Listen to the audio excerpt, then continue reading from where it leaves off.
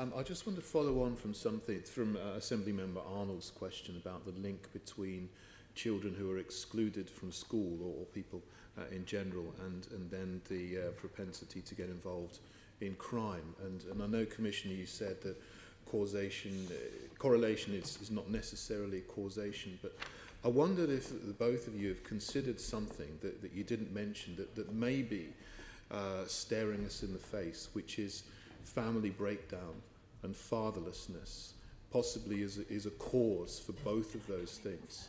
And in London, among young people, there's an epidemic of fatherlessness, and this is particularly affects boys when they get to their teenage years. And I understand from figures that I have, this particularly affects Afro-Caribbean boys, where there's the rate of fatherlessness much, much higher than in the white community or in the Bangladeshi, Pakistani and Indian communities. Is that something that you've considered as something that affects the possibility of children and young people getting into crime? And I wonder if you've got any comments and thoughts on that.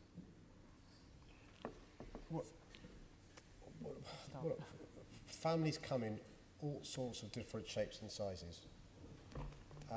And I'm not persuaded that a particular type of family necessarily leads to somebody getting involved in criminality.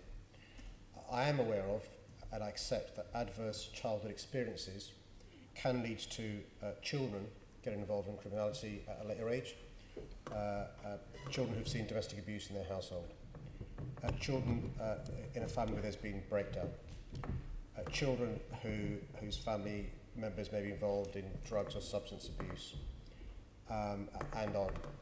And the evidence from the work undertaken in Scotland and Wales is if you can address the deep societal issues, which include adverse childhood experiences, you can have a big impact in relation to preventing crime.